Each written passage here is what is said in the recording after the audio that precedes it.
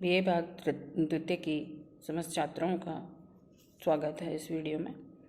आज हम पढ़ेंगे, जब हम लोग पढ़ रहे थे ब्रिटेन का संविधान, जिसके अंतर्गत हमने ब्रिटिश पार्लियामेंट के बारे में पढ़ रहे थे, जिसमें हमने कहा कि ब्रिटिश पार्लियामेंट के दो सदन होते हैं, एक तो कॉमन सभा होता है और दूसरा होता है लॉर्ड सभा। तो हमने कॉमन सभा के बारे में पढ़ लिया था।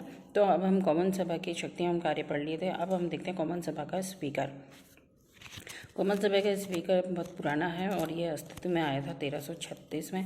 और ये सम्राट के पास सदन की ओर से एक वक्ता होता था, जो कि जो सदन में क्या कार्यवाही की गई है, क्या निर्णय लिए गए हैं, वो सम्राट तक पहुँचाने का कार्य करता था। पहले तो इसका निर्वाचन जब हम देखते हैं तो पहले राजा द्वारा इसकी नियुक्ति होती थी और अब सदन द्वारा की जाती है। सदन द्वारा की जाती है तो इसमें पक्ष और विपक्ष के दोनों जो सदस्य होते हैं, यानी जो सत्ताधारी दल है और विपक्षी दल है, उनके समस्त व्यक्ति जो है विचार विमर्श करते हैं और जो समस्त व्यक्ति विचार विमर्श करने के बाद में ही स्पीकर को नियुक्त किया जाता है। और इस प्रकार क्योंकि दोनों दलों के द्वारा के परामर्श से इसकी नियुक्ति होती है, तो इसीलिए वह निर्दलीय रूप से कार्य करता है। अब हम देखते हैं स्पीकर की शक्तियाँ। लोक सदन की सबसे पहले हम देख सकते हैं तो लोक सदन की अध्यक्षता। जब संसद सत्र चल रहा होता है या कोई बैठक होती है सदन की, कॉमन सभा की, तो उस समय स्पीकर जो है इसकी अध्यक्षता करता है। फिर है बोलने की आज्ञा। बोलने की आज्ञा से तात्पर्य यह है कि जब अधिवेशन चल रहा था, किसी विषय पर चर्चा चल रही होती है, तो बहुत सारे सदस्य जो हैं सदन के, वो एक साथ ना बोलें, इसीलिए वो किसी एक व्यक्ति को बोलने की आज्ञा प्रदान करता है। फिर है नियमों की व्याख्या। नियमों की व्याख्या के अंतर्गत है कि व्यवस्था के प्रश्न पर स्पीकर अपने पूर्व के उदाहरण के द्वारा नियमों की व्याख्या करता है। कई बार विवाद की स्थिति उत्पन्न हो जाती है, अस्पष्ट हो जाते हैं, तब वह व्यवस्था के प्रश्न पर नियमों की व्याख्या करता है। फिर है सदन में व्यवस्था और अनुशासन। सदन में कई बार क्या होता है कि बहुत शांति एवं व्यवस्था होती है, तो उसमें शांति एवं व्यवस्था बनाए रखने का कार्य भी करते हैं और अनुशासन बनाए रखते हैं, जिससे कि बारी बारी से हर व्यक्ति को उसमें बोलने की आज्ञा या बोलने का अधिकार मिल सके। फिर है निर्णायक मत का अधिकार। निर्णायक मत के अधिकार से तात्पर्य यह है कि जब किसी विवादित विधेयक पर या विवादित विषय पर जब कोई निर्णय नहीं लिया जा सकता है, तो उस समय मतदान की व्यवस्था की जाती है। तो मतदान में भी अगर दोनों ही पक्ष और विपक्ष में अगर बराबर मत आते हैं, तो अध्यक्ष जो है, स्पीकर जो है, वह अपना निर्णायक मत का प्रयोग करता है। फिर है वित्त विधेयक को प्रमाणित करना। विधेयक बहुत सारे आते हैं सदन में। अब कई बार कुछ विधेयक ऐसे होते हैं जिनमें ये निश्चित नहीं किया जाता है कि कौन वित्त विधेयक है कि सामान्य विधेयक है, तो इसका निर्णय जो अंतिम निर्णय जो होता है वो सदन का स्पीकर करता है कि वित्त विधेयक है या नहीं। फिर है समितियों का निर्धारण करना। जब सदन के द्वारा इस विधेयक पर परिचर्चा कर ली जाती है, पूरा विचार विमर्श हो जाता है, उसके बाद विधेयक को किसी न किसी समिति पर भेजा जाता है। तो कौन सा विधेयक किस समिति पर जाएगा, इसका निर्णय स्पीकर करता है। नेक्स्ट है परिणाम की घोषणा।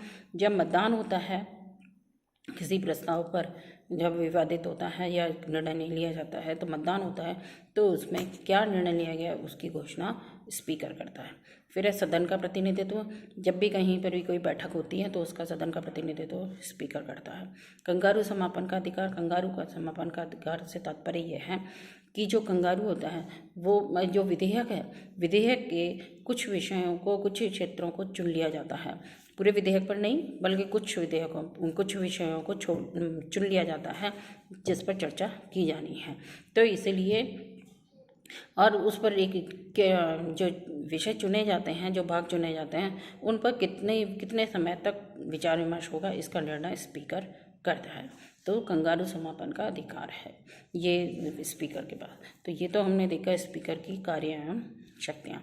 अब हम देखते हैं समितियाँ, क्योंकि जो विधेयक है, कोई भी जो विधेयक है वह किसी न किसी समिति के पास जाता है, तो इसीलिए इसके अंतर्गत समितियाँ बहुत सारी होती हैं।